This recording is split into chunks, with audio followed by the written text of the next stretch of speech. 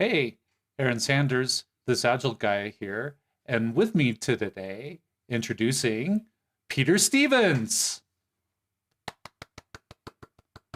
Hey, Hey, thank you, Aaron. Peter. On Great to a be here. oh, great! I'm so glad to have you here, and I'm wondering, on a scale of 0 to 10, how are you feeling today? Okay, well, first of all, I don't do zero because zero is kind of like half dead. Oh, I'm oh, definitely a nine.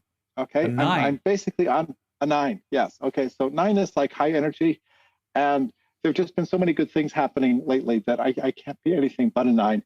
Most importantly is we had good weather on the ski slopes yesterday, so I was able to actually get out and have some fun, which is nice. It is. I love skiing. What would take you to 10? An awesome conversation. An awesome I'm really conversation. looking forward to our conversation today. Yeah. Mhm. Yeah, me too. I learned so much through these, and I hope out there in the audience you do too. Think of liking this video if you do. So, before we got started, we were talking about Agile and what it means. And what do you find as the most important sentence in the Agile manifesto? Well, that would be the opening sentence. I Okay. mean, one of the things that's gotten to me about, people using the word agile is they mean all kinds of interesting things about it. We have the agile industrial complex for people who don't like the whole thing very much. Right. Some people use the word as a non-branded term for Scrum. But for me, agility is really about the manifesto. And when I started my own career, I didn't really understand what it was about. And then one day I kind of had this aha moment. Okay. And it's really about that first sentence. Hmm. Okay. We're uncovering better ways of doing what we do. And notice how I paraphrase that just slightly. We are Sure. uncovering better ways of doing what we do by doing it and helping others to do the same. Okay. And I had the honor of meeting Alistair Coburn and talking to him about, what the authors of the manifesto meant. And they meant that uncovering part literally. They were archaeologists digging in the Mm-hmm. dirt, looking for the next great artifact. And you never really know when you found that artifact, but what you do know is you're all there, up to your knees in mud, scraping away, hoping to come up with something cool. And Yeah. the guy in the next pit next to you is in the same situation. And what do? You help each other. Okay. Sure. And so for me, what I get out of the Agile Manifesto is, this uncovering better ways is all about learning, Hmm. and this doing it and helping each other to do it is all about collaboration. Okay, and you Okay. take the first principle, which is about, our highest, what is it? Our highest goal is to satisfy the customer through, continuous delivery of valuable software. Our Yes. highest goal. So we get learning, we get collaboration, and we get purpose. And it's something to orient on. I think that's pretty, especially in a complex world, I think that's pretty universal. And once I understood that, I started changing how I did a lot of things. Like you, my day job is I'm a Scrum trainer. Hmm. And so I would ask myself that question, well, what does it mean for me as a Scrum trainer? Okay. And that's when I started working with aspiring trainers. Okay. So it's all about, as I say, I think agility is really at the heart of what we do. And that first sentence is really what sums it up, what we do. And I'm thinking about archaeologists carefully uncovering these artifacts because they're so delicate, and Mhm. that learning as well, like teasing that out, and it's so delicate to help people Mhm. see and help them learn.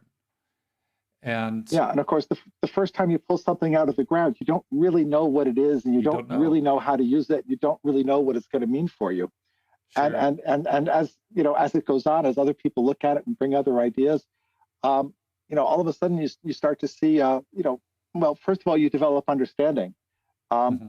and that understanding, becomes deeper and richer as time goes on. So there's really a lot, I don't know. I think that there's a lot of aha moments to be found that happens in this collaborative process. So it's all about emergence, new ideas coming out of these individual. Oh yeah, wait a minute. Emergence is when little things moving around together, individuals, they interact with each other and they create something bigger than themselves. Okay, so like you take hydrogen molecules and oxygen molecules, and somehow they interact with each other, and you create water. Well, the Sure. same thing happens with people who become teams, couples become families. or individuals, two individuals come together to make a couple, and then all of a sudden it's a family. It's a, this emergence. That was kind of one of my aha moments recently, is that the first value pair is about individuals and interactions, and that's all about emergence. Okay, and emergence is where the cool stuff happens. And we talk about having chemistry as well. Yeah. Mm-hmm. So back to that's you. all about the interactions. Emergence. Yeah. Okay. Oh, well, I mean, emergence is where it's at, and for emergence is, as I say, this is where the great things happen. And it's all about individuals interacting with other individuals to form something bigger than themselves. And I only understood this starting about 6 months ago. I read this great article by Tim Orban in his Wait But Why blog. He talked about kind of the hierarchy of emergence. His idea was that things come together to form giants. Okay, and these giants can once again come together to form bigger giants and bigger giants. And so, people form families, families form communities, communities form cities, cities form nations. Maybe someday the nations of the world will come together to form a planetary culture. Who knows? But this emergence, this keeps happening at bigger and bigger levels. It goes meta. It is. Well, it's fractal and it's recursive, and it goes up and it goes down. And as far as we can tell, it goes all the way down as far as the eye can see. I guess. I see. Reminds me of the creation myth of turtles all the way down. Yeah, turtles all the way down. Definitely. It's emergence all the way down. All the way down, all the way up. So it sounds like there's this idea of interpersonal connectedness, perhaps, that you're talking about. And I know one thing important to you is personal agility. And I'm wondering how we can tie this emergence and creating partnerships and families and communities. Help me see. How do we tie this to this idea of personal agility? It's funny because you start with personal and you think of the person themselves, isolated, from the rest of the world. Okay. And people have been applying agility to their own topics or their, projects in their lives for a long time. So you hear about people organizing a move, organizing their wedding, things like that, using agile methods. And, this is, the basic Kanban board, waiting, working, done, and it works very well. Okay. Where life gets interesting is the fact that we're not islands. We don't live by ourselves. We're always in interactions with other people. And so when I started working on personal agility, I started with the problem of I have too much to do and not enough time to do it. Okay. And I've been experimenting with it. It is a global truth. And I'm not sure if it was true 50 years ago, but it's definitely true today, with the internet and all the things coming at us and all the notifications saying, pay attention to me, do something for me. This is kind of one of the essential challenges of life is, okay, of all the things that we could do, which ones are we going to do? And if we're not going to do everything, well, again, first of all, is that okay? Okay. And, if it's not okay, we've got a problem. And if it is okay, then, okay, which are the ones we want to do and which are the ones that we don't want to do? And so this actually kind of took me thinking past, I've been doing, your basic personal Kanban, keeping track of what I was doing, trying to limit my work in progress. But I realized my problem wasn't the work in progress. My problem was this backlog that just got bigger and bigger and bigger and bigger. The infinite and I really had no idea. Of the work. Okay. And, with that, and the problem is you got so much to do and you try to do all of it. And you've got something down here. Yeah. And man, it's going to take a long time for this guy to get to the front of the queue. And so you feel like you're slow and you're ineffective and you're not really doing anything. And, I've been an independent Scrum trainer for about 5 years. I've been independent for about 8 years before that. 8 years in total, 5 years as a Scrum trainer. My business was going okay, but I didn't feel like I was making any progress. And this is where I started taking a deeper look at how I spent my time. And that led me to a very interesting question, which is what really matters? Such a great question. Yeah. It turns out to be one of those questions where you say, why didn't I ask myself this question a long time ago? I had someone who'd been through a complete, one of these long-term coaching trainings. And I says, man, I've been studying to be a coach for, all these years. And no one ever asked me that question. And now that I see it, it's like, it's been staring me in the face the whole time. Okay, so it's really a fundamental question, and it's actually taking, what do we do in Scrum? Okay, in Scrum we say inspect and adapt at regular intervals. Okay, so get something done, move it to the done column. What do I do next? Okay, that's pretty obvious. But we also say produce something of value at regular intervals. So we have to have something tangible. Okay, it's about producing something tangible every sprint. Yes. Okay.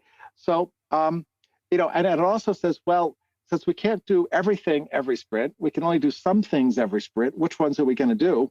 Well, let's pick something valuable. Yeah. So now we take that and apply that question to your life.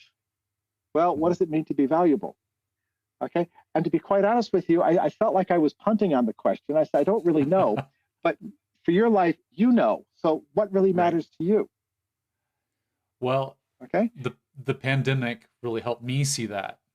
And if you're asking, home is very important to me, which means way less travel after we start to reopen.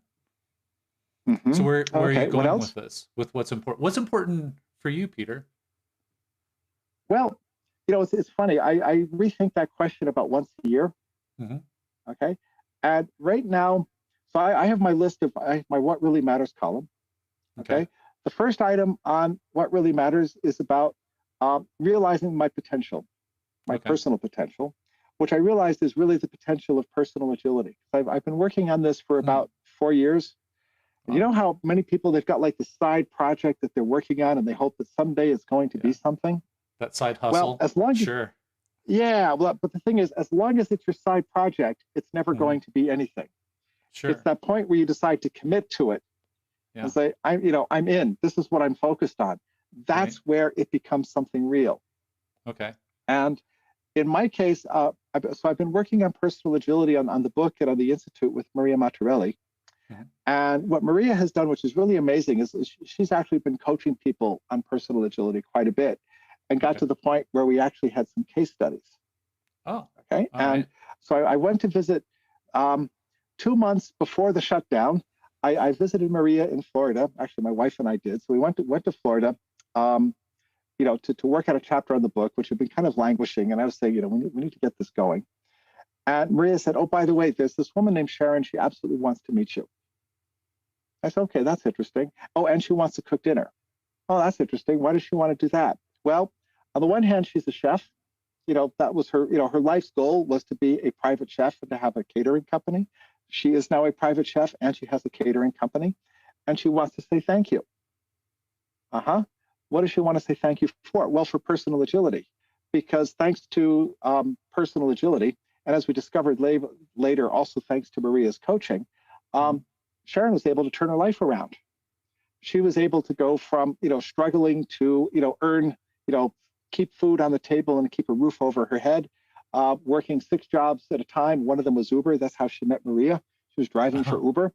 She went from that to having, a regular, solid middle class, 6-figure income, that she could count on, and continued even after even as a caterer, continued after the pandemic.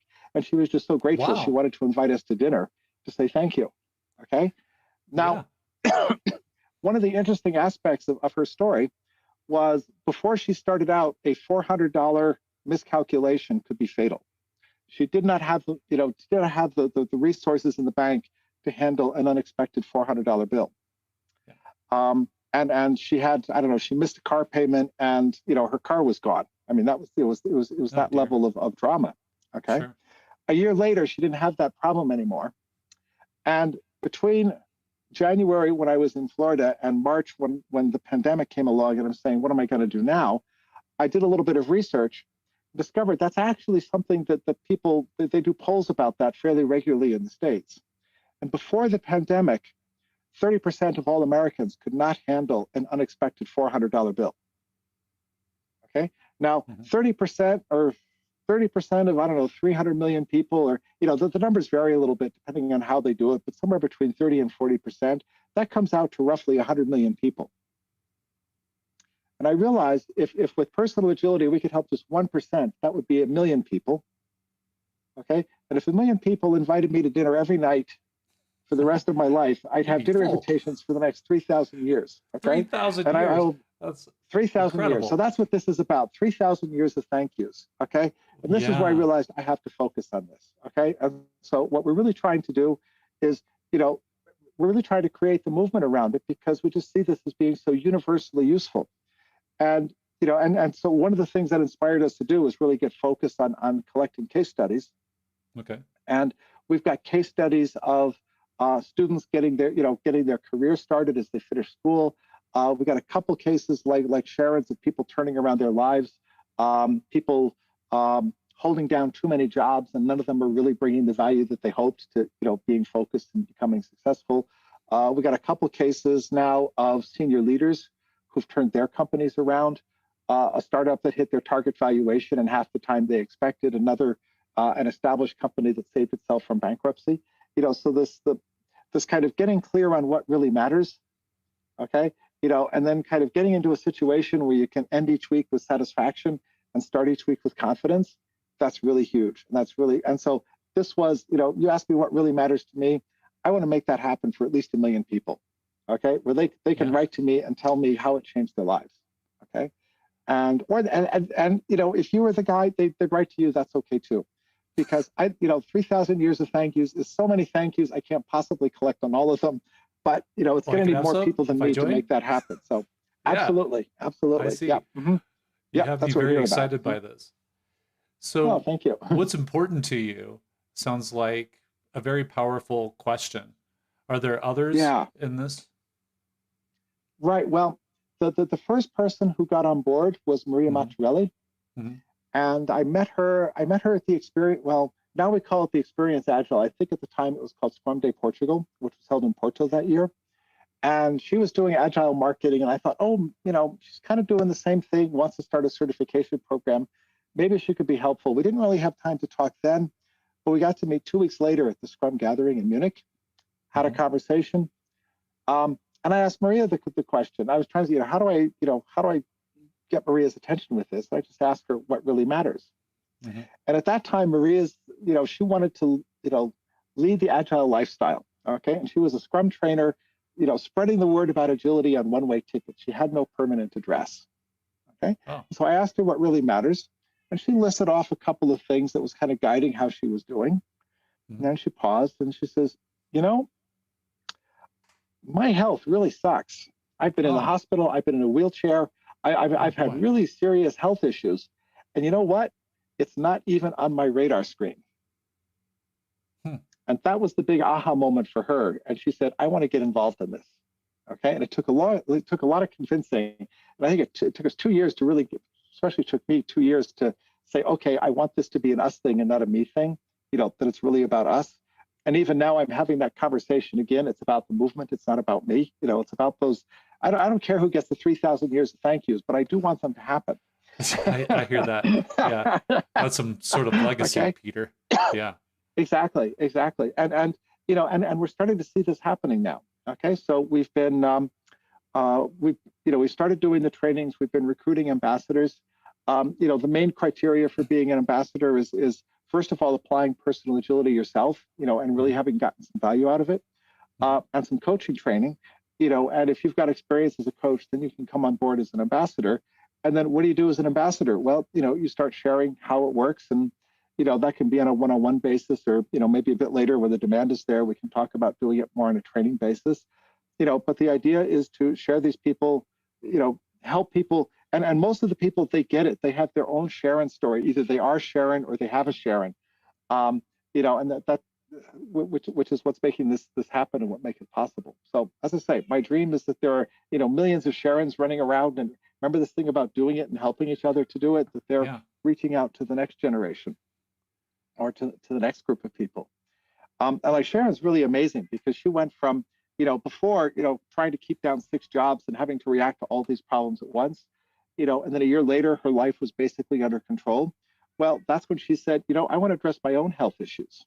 Okay. And her case was, she had serious weight issues, other problems or other challenges, which I won't go into here. But she says, I want to do something about my weight. And so she took our basic tool, the priorities map. she found two other people who had similar problems, and they said, "You want to work on this with me together?" And they did, and she's now down 50 pounds. Her colleagues are down around 25 pounds each.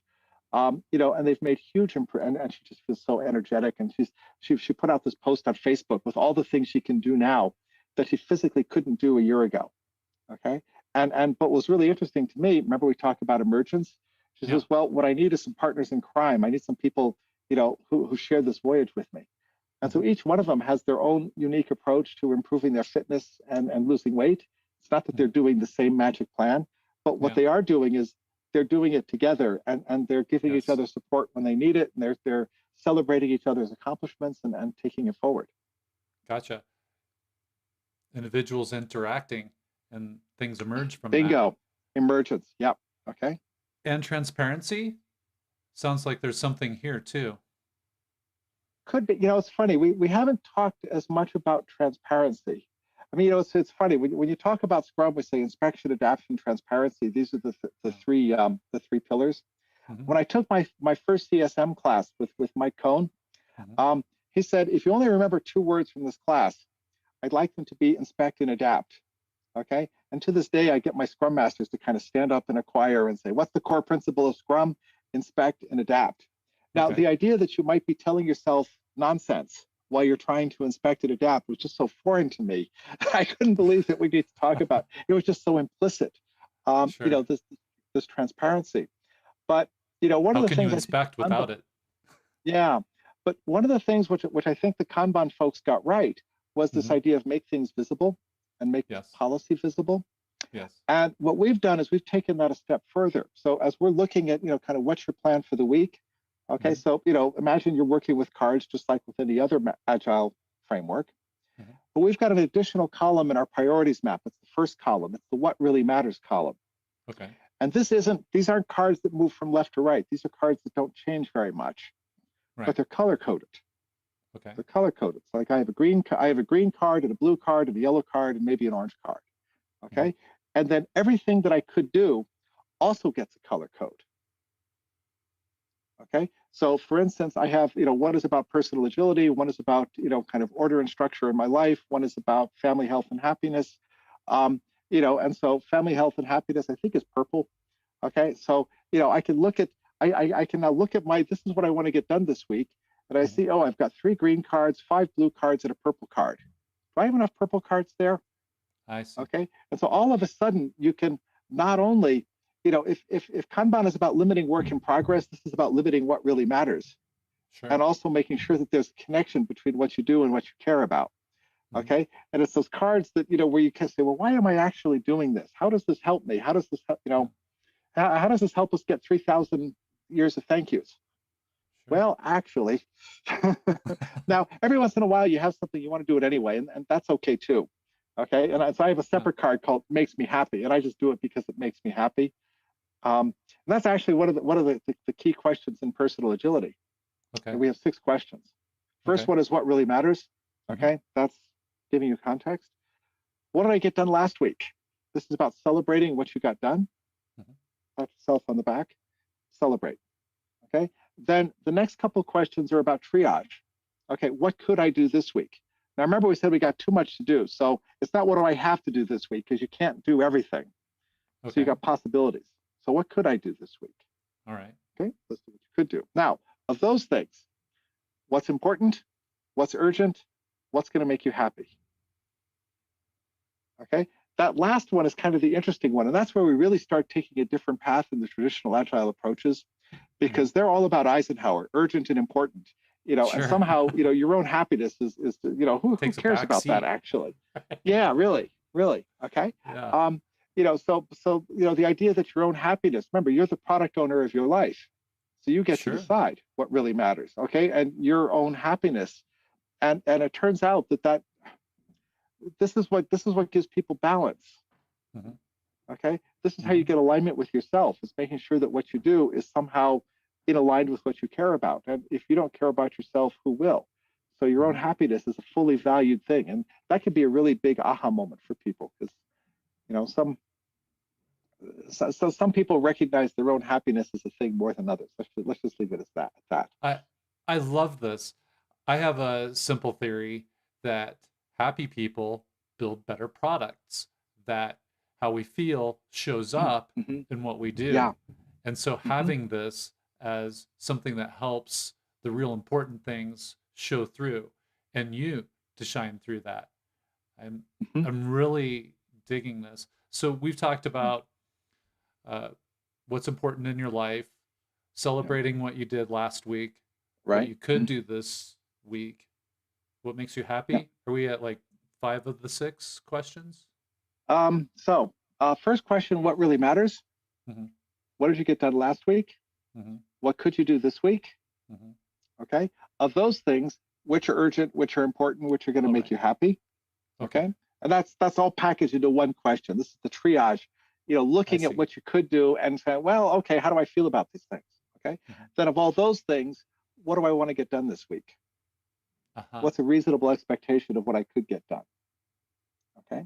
So it's kind of like sprint planning. Okay. Mm-hmm. Without the accountability. Okay. It's more about the desire. Okay.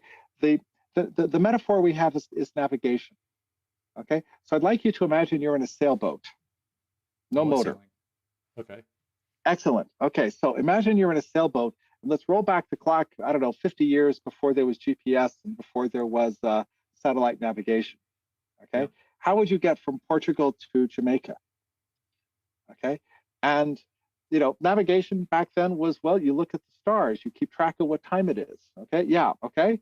So you look at where the North Star is, that tells you your latitude. You look at when the sun comes up or which stars are coming over the horizon at sunset. And that you can use that to figure out your fix. Okay, take a fix. Where am I? Okay, where am I going? Jamaica. Okay, so before you set sail for Jamaica, you plot your course. Then, en route to Jamaica, you take a fix and you say, oh, am I on the line going to Jamaica? Yes or no?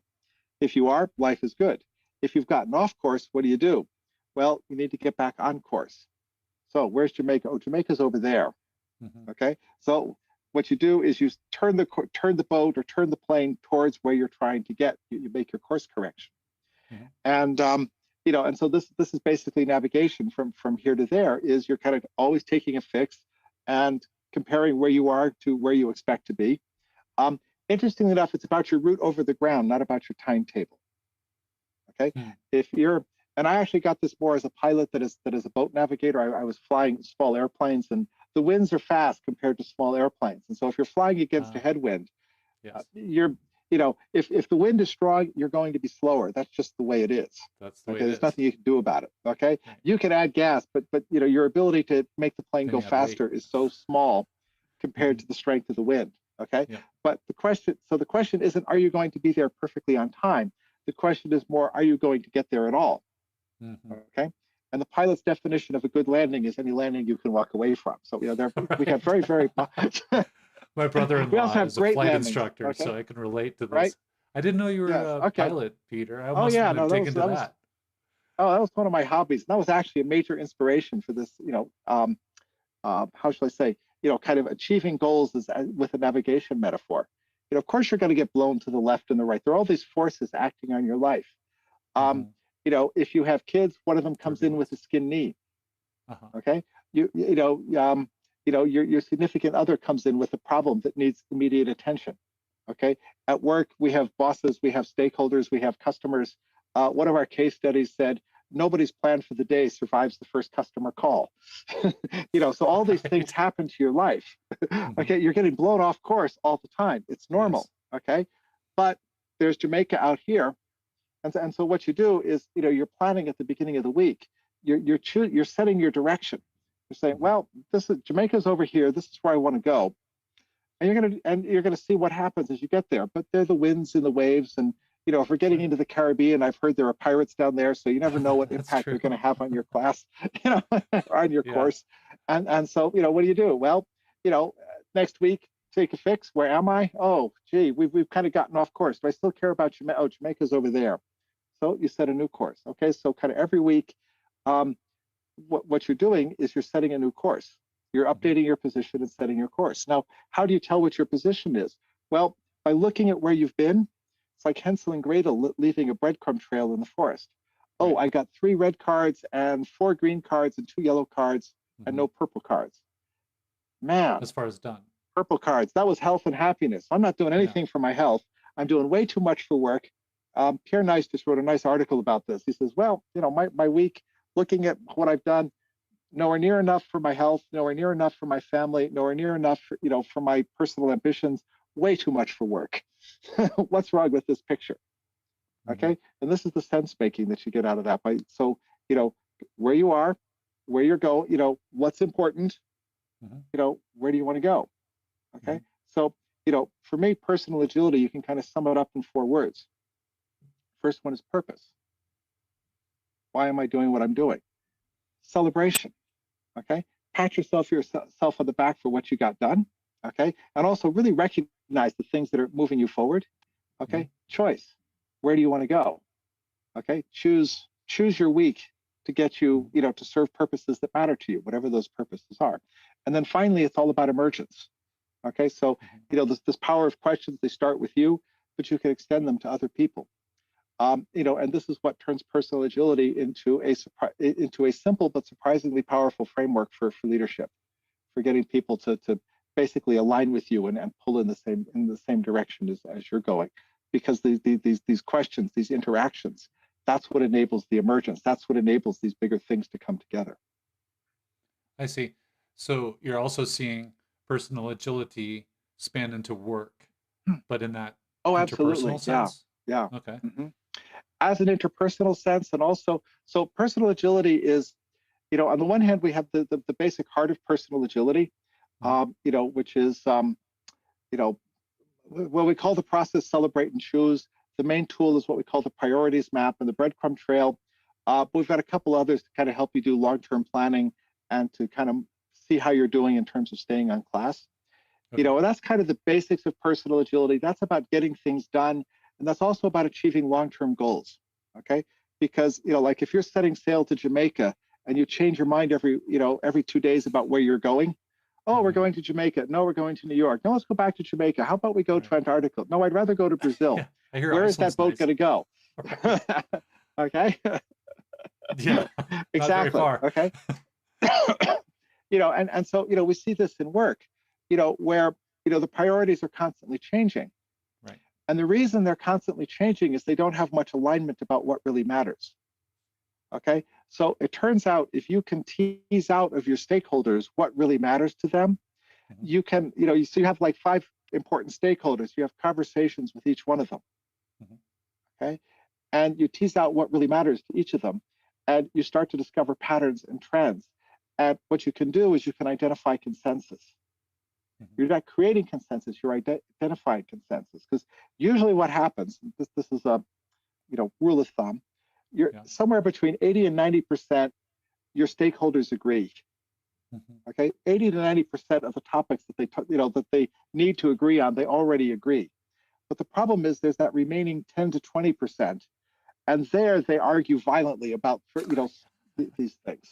Okay, and they spend all their time arguing about this remaining 10% that they totally lose sight of the 80 to 90% that they agree on.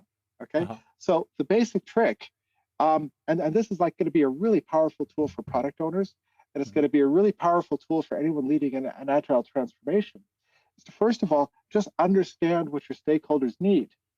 Okay, they will probably be so surprised that you've listened to them. They'll be so shocked that someone lets them finish their sentences. Right. Well, it's a really crazy thing happens. You listen to them, really listen to them, and they're willing to listen to you. And all of a sudden, you can introduce ideas. Yeah, no, it seems totally counterintuitive. And you look at people talking, and talk, and I know what you're trying to say. Now shut up and listen to me. Okay, that's what all the interruptions are about. Okay, my turn. Exactly. And it's funny, but if you listen to what the people are saying, okay, take notes on what they're saying, because you need to be able to reconstruct with the important points, not every detail, but the important points. Then you can identify commonalities. Then you can go back to these same stakeholders and say, we've been talking about A, B, C, D, E, and there are a couple of other things, but on these 5 points, it seems like we're all pretty much on the same page. Okay, and because you've had these deep conversations with them, you can also kind of repeat their language back to them. So all of your stakeholders, they actually see their own words and what you're saying. And what you're telling them is, you've listened to them and they can trust you. And that just creates a totally different dynamic than, trying to argue your point. Okay. Oh, and remember that 10% that they disagree on? Well, let's deal with, that's for next sprint. Let's start with the stuff that we agree on. Focus up here. And then all of a things sudden, we agree on. yeah, really, and that's the easy stuff to start on. And so all of a sudden, you can get people moving forward in a common direction. And so I think a lot of agility about at a management level is going to be about emergence. It's going to be about building consensus. It's going to be about identifying consensus. As we take it to the next steps, it's probably going to be about collective problem solving. And this is really about activating the intelligence in the room. Okay. Sure. And I don't think the community as a whole has really figured out how to do that for the C-suite, or as we get close to the C-suite. We got a lot of stuff that works well in at the team production teams. Sure. Okay. But as I say, so I think personal agility is the beginning of something in this regard, because we're starting to learn how to work with stakeholders and how to harness emergence for our own benefit or for the benefit of our companies. And I think, what I'm seeing from the people who are starting to do it, they're having their first aha moments, and this is a road that we're just starting to go down. So I think, 5 years from now, how we lead a company is going to look very different than how it is today, as people start applying these things and uncovering better ways of harnessing emergence. I guess that's what this is about, really. Think of all the thank yous and case studies in 5 years you'll have. This keeps me awake at night. Yeah. Well, it gives me energy and keeps me charged. Yeah, I get that. And one of the things, my own little aha moment, is instead of asking questions like what keeps you up at night, or what problem can I help you solve, is starting with that idea of what's important to you.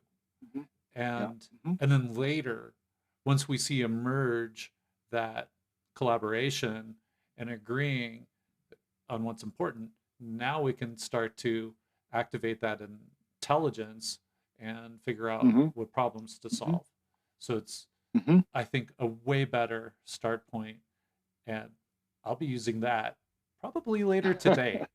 So thank you for excellent. that. Yeah, you really helped me out in a big way.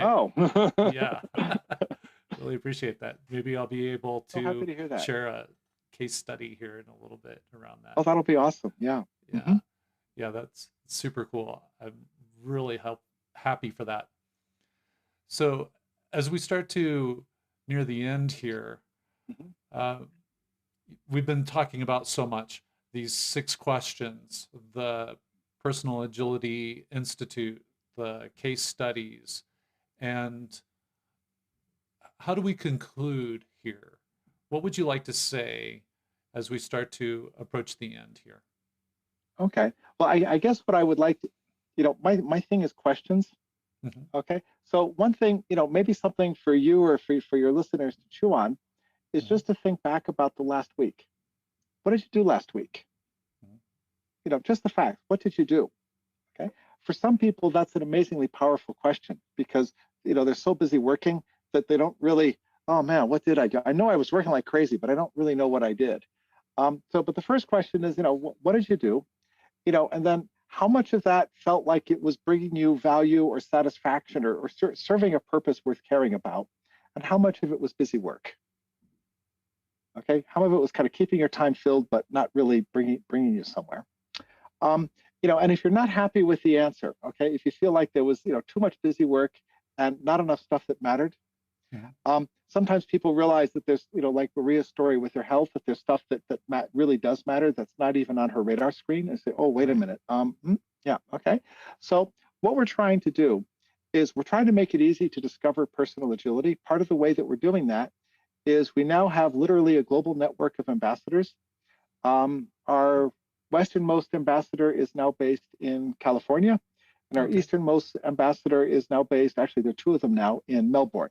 Okay, and so I won't say we've got complete coverage of all the countries and but we've got all the time zones covered. That and Nice. we're definitely feeling the difference between being a Eastern U.S. to Europe with a little bit of Asia to going all the way to Australia. It's really a different time zone problem. Sure. But chances are good there's somebody close to you, at least at a time zone level, who's starting to apply personal agility, and starting to share personal agility as a coach or a trainer. Okay. And if you're curious, what I'd encourage you to do is go over to the personalagilityinstitute.org website, Okay. find an ambassador near you, reach out to them. Okay. And, there's a lot of meetups going on now. So like Gail Ferreira just organized one last week. Jyoti and Ipsita in Melbourne have got one organized at the end of the month. So there's kind of always something where you can, get on board. And we have this published on our website. We have a list of the events. There are courses in there too, but they're I'd say it's about 50-50, kind of nonprofit meetup events where you can kind of reach out to the community and find out what's going on. Great. And as I say, we got people. There's a woman who just became an ambassador here in Switzerland. Her name is Adelina. She's been working with the unemployed, and she's now getting these case studies of people who are, going from really struggling even to get an interview to interview after interview after interview, Nice. using personal agility to kind of cement that relationship with the employer. One person here just got hired as the engineering manager for 30 people. Her first job in the technical space. So I mean, it's just, oh wow, this is how I felt doing Scrum. God, I hate projects. God, they're always late. They're always over budget. And then I started doing Scrum and just kind of went from success to success to success. And the same thing now is happening as people apply that to their lives. So it's really exciting. Yeah. And so it's really an invitation. Check it out. There are materials there. You can reach out to me. You can reach out to Maria. You can reach out to, I think we're up to 25 ambassadors now. So it's really exciting, and there's huge potential for everyone. And I just, when my hope is that 6 months from now, some of your listeners will be thanking me or thanking you for pointing them in the direction of personal agility. You bet. Maybe they can thank us both when you come back in 6 months and give us a little update. Okay. Yeah. Okay. Well, let's have a party. We call that celebrate. Yes. So I'm in.